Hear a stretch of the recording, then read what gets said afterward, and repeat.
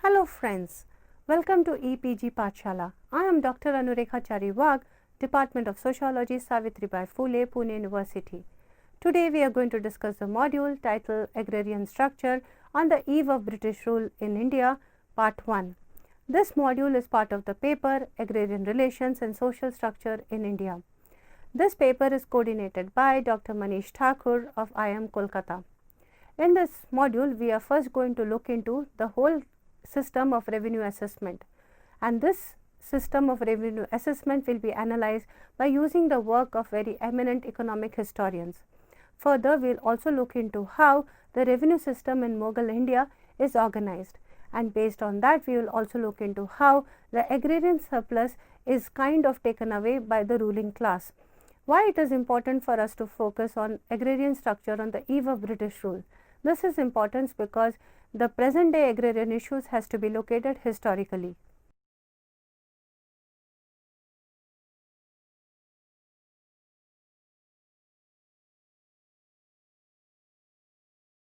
The nature of Indian economy before the British conquest has been a matter of intense debate among historians. The latter has been interested in knowing if the economy had such elements that would have led to subsequent development of capitalism in India. Alternatively, the question has been if capitalism had to enter the economy in India, it had necessarily to depend on colonial intervention. Based on such historiographical literature, we present in this module an overview of agrarian structure on the eve of British rule. This module heavily reproduces the work of Irfan Habib, the eminent historian of Mughal India. The assumption here is that an understanding of the agrarian structure in Mughal India implies an understanding of the agrarian structure on the eve of British rule. Though it is true that at the time of arrival of the British, Mughal Empire was in a state of decline, and the inevitable disarray and collapse. It is also true that the regional rules had taken over increasingly large swathes of territory and snatched them away from the control of the Mughals. Yet the Mughal impact on the agrarian structure has been long lasting, and even today there are technical terms in vogue in the field of land revenue administration that had their origins during the Mughal rule. Revenue system in Mughal India. Irfan Habib begins his discussion on Indian agriculture during the 17th century by noting a great abundance of land.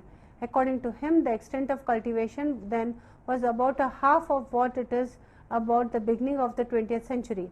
In the middle Gangetic basin and the central India, and from 2/3 to 1/5 in other regions. Generally, cultivation would be done on a more fertile lands in 1600. Also, owing to larger waste and pastures, more cattle could be kept, indicating not only larger output of pastoral outputs per capita but also greater use of capital power in agriculture. It is probable that each household farm should have approximated more closely to the optimum size, and speculates that a greater amount of double cropping could have been undertaken by the peasants. Habib does not see much difference in terms of agricultural technology available in the 1600 and that in the 1900, except the large-scale canal irrigation network laid out by the British in the Indus Basin and the Upper Gangetic region. The impact of railways facilitating the rising of crops which particular lands or localities were not suited. The substantial expansion of new crops, namely maize and plantation crops like tea and coffee in the 19th century. The point being made by Habib is that per capita agricultural productivity in Mughal India was not in any way backward when compared to other contemporary societies, including those of Western Europe. The low yields of traditional Indian agriculture is a myth. He writes, "There is little doubt then that the absence of capitalist development in India cannot be attributed very simply to a low level of agricultural production. Given the minimum size of agricultural surplus, it is really the mode of its appropriation and ultimate distribution which can and may not contain the seeds of capitalism. Agricultural surplus may be appropriated and shared in various ways that are reducible, theoretically speaking, to two basic forms: A demand from the outside imposed on the producer, that is rent, and B, a gain occurring as a result of appropriator's undertaking or organizing the productive processes himself. In Mughal India, qua Habib, the dominant form of surplus appropriation was of the type A listed above. Its two distinct elements were peasant agriculture as a mode of production and land revenue presenting the bulk of surplus appropriated. He adds, but for rare possible exceptions, Indian peasant farming was organized around individualistic lines. Each peasant had its own separate holding. Owing to land abundance, land in most areas had little or no price, but seed and cattle were important forms of peasant property. In other words, individual ownership and attendance stratification were present within the peasantry. At the same time, Indian village presented the appearance of a closed, custom-based social and economic unit. The close settlement of peasant household and the needs for peasant migrants to move in a body for better protection furnished the basis for a collective organization of peasants within the framework of clan and caste in Indian village community. With this community were associated hereditary artisans and village servants who provided the peasants with goods and services needed by them. They were paid by the peasants as a body, for the community had a financial pool, and as individuals according to customary rates, usually in kind and through allotments of land. Habib asserts, to a certain degree, an Indian village was a stable economic unit, essentially self-sufficient in respect to its own consumption needs.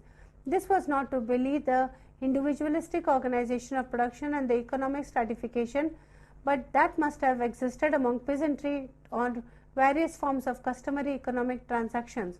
Irfan Habib argues that the Zamindar's share of the rent in Mughal India was of a subordinate order. It amounted nominally to 10% of the land revenue in the northern India and 25% in Gujarat.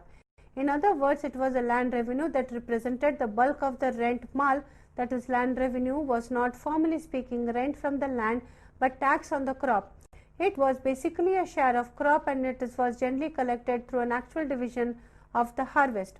There were variations though in actual practice, rendering of the process more complex and administratively less strenuous. The revenue, for example, was imposed in kind, but the demand was fixed by the means of surveys of the crop land and the application of an estimated crop rate upon the area so determined so as to give the estimate of total crop could. The revenue being given share of the produce, the total revenue demand could now be stated in kind, but might subsequently be commuted to cash at market or arbitrary prices. In most of the developed farm and in some provinces, the most prevalent standard cash rate was levied per unit of area, varying according to the crop. Here too, for the purpose of drawing up the schedules, revenue had to be assumed as a fixed portion of the crop. By and large, it seems that the share of the produce taken as revenue ranged from 1/3 to half in most parts of North India and Deccan, but less in certain arid areas and substantially more in certain fertile tracts. The revenue demand was theoretically assessed separately on each individual peasant according to his holding and the crops. Terms such as demand and revenue demand are frequently used in British Indian Land Revenue Administration. This term represents the Persian term jamer and means the amount at which the revenue was assessed or fixed. In fact, the whole village body was usually made into a single assess and collectively called upon to pay the revenue levied. Habib also notes that despite the fact that revenue demand was basically a share of the produce, land revenue was realized most often in cash, and not only under Zabt but also under other systems through commutation of the demand into demand in cash. Often when fixed on a village, it appeared as an amount of money quite arbitrarily determined. Cash mixtures appeared as an established institution in the Delhi region as early as the beginning of the 14th century. In Mughal India, collection of revenue in cash was far more prevalent than collection in kind, save local exception and during periods in certain regions where there might have been shift from the one mode of revenue assessment to the other. Even when the revenue was collected in kind, the authorities often did not do so for the purposes of consumption directly or for storage but for sale. Agrarian surplus and the ruling class. These characteristics of land revenue were historically interwoven with the emergence of ruling class, among whose members it was distributed. The revenue was collected from the peasant directly in the name of the king, either by his own officials for the royal treasury or by the assignees for themselves. The areas from which the revenue went into the treasury was known as khalisa. The khalisa consisted of areas scattered throughout the empire, and its total size varied. In 1647, for instance, the estimated revenue of the Khalisa amounted to about 13.6% of the total. The remaining portion consisted of Jagirs or territories whose revenues were assigned by the king to his Mansabdars in lieu of the personal pay and allowances for the maintenance of the military contingents. Such assignment holders were known as Jagirdars. But some Mansabdars also drew their pay in cash from the royal treasury. For all practical purposes, these Mansabdars, especially those holding higher ranks, might be considered as forming the ruling class of the Mughal Empire. This class was largely urbanized and contained a considerable foreign element. It was largely without local roots and was prevented from forming such roots by a system of transfer of post as well as Jagirs. On an average, the period for which an area was held in Jagir by any assignee was less than 3 years. Neither the rank in service nor the Jagir, except in the case of certain chiefs, was hereditary. According to Habib, this ruling class was completely subordinate to a centralized royal despotism.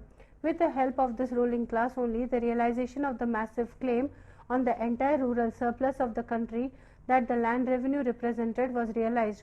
Owing to the system of transfers, the nobles' household and contingents could not naturally be established permanently on a Jagir so as to directly live off the land. In general, the larger the Jagir, the greater the distance of the headquarters of the Jagirdar establishment from the villages, and this was apart from the fact that, being highly urbanized, the Mughal nobles in any case disdained rural life. It is therefore no wonder that Jagirdars preferred to collect revenue in cash or to commute collections in kind immediately into cash. Since the royal treasury had to pay out salaries to the Mansabdars and others in cash, the tendency in the Khalisa too must have been overwhelmingly toward collections in cash. In Habib's description of the agrarian system in Mughal India, we find the centrality of the ruling class. Habib relates the major aspects of the land revenue system to the power, organization and composition of the ruling class. This understanding reveals a historical tendency toward a steadily intensified pressure upon the peasants and other revenue payers. The source of this tendency was a system of transferring Jagirs. This meant that the individual revenue assignees could have no interest in the long-term maintenance or growth in the revenue-paying capacity of any particular area. In a way, the excessive pressure for greater revenue was ultimately self-defeating, since for immediate gain it sacrificed future possibilities. In fact, the Mughal system did not contain any effective mechanism whereby restraints could have been put on the ruling class. Habib underlines two main consequences of the collection of land revenue that was prevalent in pre-British. First, the rural economy was subjected to an enormous drain of wealth that could go into the maintenance and consumption of the ruling class. There was a general flow of wealth away from the rural sector. Of course, part of the land revenue undoubtedly stuck to the lands of the certain rural elements through shortfalls in collection, remissions, concessions and commissions to certain local magnates and the village headmen, salaries and prerequisites of local revenue staff. Some of the Jagirdars subassigned the Jagirs to the soldiers who lived in the villages. Besides, there was a whole class of revenue grantees. The imperial revenue grants alone must be accounting for 4 to 6% of the total estimated revenue. Even then, after making allowances for these leakages, Habib asserts that the total net amount of the produce annually lost by the countryside without any return must have been amounted to a very large portion of the total, at least fourth of it, if not a third or a half. Secondly, the mechanism by which the bulk of the rural surplus was removed created the conditions for the establishment of the rural market. When the land revenue was collected in cash, the revenue payer was compelled to sell his produce in order to get more money to pay for it, and it was collected in kind. Then too, as we have noted, the revenue authorities preferred to sell it. In either case, most of the surplus was put on the market, and therefore a very large portion of agricultural production would not be directly for use but would be commodity production, properly speaking. The market mechanism once established must have reacted on the mode of agricultural production. The consequences of the creation of agricultural market was that it not only introduced money relations into a system of national economy but also engendered a shift to high grade crops and crash crops, that is, from coarser grains to wheat to cotton, sugarcane, indigo, poppy, tobacco, etc. Irfan Habib was that the twofold impact of the Mughal revenue system led to a considerable subversion of the poor peasant economy and an alteration of the nature of exploitation. In effect, the land revenue represented an enormous drain on the countryside. Moreover, the built-in tendency in the Mughal system was towards an increase in pressure upon the revenue payers. Habib is emphatic that unlike the Lord's rent, the land revenue rate was firmly based on the conception of it being set a proportion of the produce and was accordingly variable when stated in cash.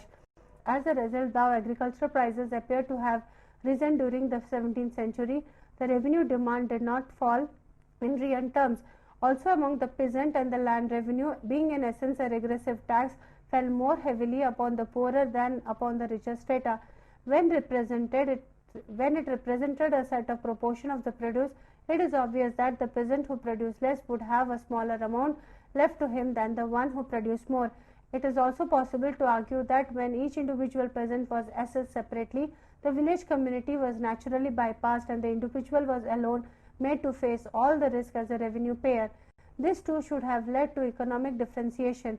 In practice, however, the village was a usual unit of assessment and the village community had a distinct role to play in the payment of revenue by means of a financial pool into which all peasants paid and out of which the revenue demand and other fiscal burdens and the expenses of the village establishment were met.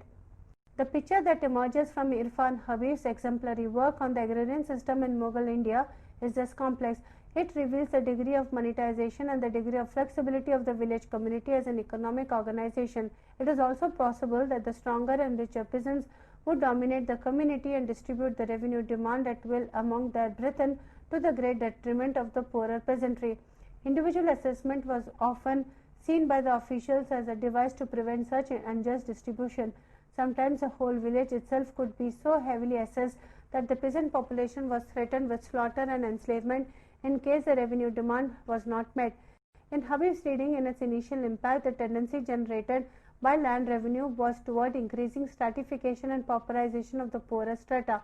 In the long run, though it pressed upon the whole peasantry as a class, monetization could also directly or indirectly lead to pauperization. Prices could fluctuate to the great detriment of the peasants as community producers. Moreover, most of the cash crops involve larger investments in cattle owing to the necessity of more frequent plowing and watering, and in installments such as sugarcane press and broilers, indigo vats, etc., and heavier risk in respect of harvest and prices. It is unlikely that poorer peasants could compete with the rich ones in raising of such crops. Rural indebtedness is another aspect of the agrarian structure that was prevalent in pre-British India. Very often peasants would go for debts in order to pay the land revenue or obtain subsistence, food and cattle. Once the rural market had developed, a certain degree of money lending could have expanded rapidly. Habib speculates that it is indeed very likely that peasants' indebtedness in Mughal India was more widespread than has hitherto been supposed. The ultimate effect of usury, particularly since the interest rates were extremely high, must have burdened the peasantry to a large extent. The beneficiaries of usury were not only zamindars, especially chaudhries and headmen, who had thus added to their customary exactions, not only professional usurers who thereby augmented the usurious capital, but also merchants who often gave advances to the peasants to establish the claims on the produce, and quite generally the moneylenders. As Habib perceptively notes that while land revenue and monetization added or at any rate increased other means of exploitation of the peasantry in the shape of usury, they also created conditions for the increased pressure upon the peasantry from the zamindar class. The pressure came first through an alteration in the substance of the zamindar's economic right, and secondly through an expansion of the area under that right. The zamindar's fiscal claims appeared as claims on the land revenue collected as a share thereof, whether as Malikana or Nankar or both, and the zamindar was transferred into an intermediary responsible for the collection of the revenue and its payment to the authorities. As a result, the zamindars found themselves obliged when the revenue demand increased either to lose their share or recompose them at the expense of the peasantry. Owing to monetization, the zamindari right became a fully stable commodity, at least from the 16th century onward. This meant that persons who obtained their wealth initially out of the distribution of land revenue purchased zamindaris. Such people included the nobles and the officials and the cavalry troopers and revenue grantees. Urban merchants did not yet seem to have found in zamindari purchase a suitable avenue for investment of the superfluous capital. However, rural usurers sometimes converted the capital into zamindari right. Such market and land rights not only contributed to increasing heterogeneity of the zamindar class but also placed larger capital at the disposal of the class as a whole. Moreover, the increasing economic differentiation and social stratification within the peasantry could lead to the emergence of a dominant section whose claims might grow in time into zamindari rights. There was also the presence of a very large class of landless laborers who worked in return for the provision of the barest needs of subsistence. Importantly, as Habib writes, the existence of this large class and conditions of land abundance did not derive initially or in the main form in any failure of peasant cultivation, but from a social structure maintained by custom and force. The landless belonged to the menial caste, compelled to serve the interest alike of peasants and superior cultivators, and forming therefore a vast semi-proletariat maintained entirely through non-economic compulsions. In this module, friends, while trying to understand the agrarian structure, we have really looked into the system of land revenue in Mughal India. Drawing heavily from the work of Irfan Habib, we have also looked into the precarious conditions of the peasantry. We have also looked into the presence of the large mass of landless class within this agrarian structure. What is also very important for us to focus is the landless that we could see in the agrarian structure in pre-British rule were also the marginal class. Therefore, it is very important for us to understand that even now that what we see is the people who are marginal, who are landless, belong to a certain group of vulnerable categories. Even within pre-British rule in India, you do find agrarian structure in similar ways. Therefore, for us to understand the present day conditions or the contemporary conditions, it would be useful to go back to history. Thank you.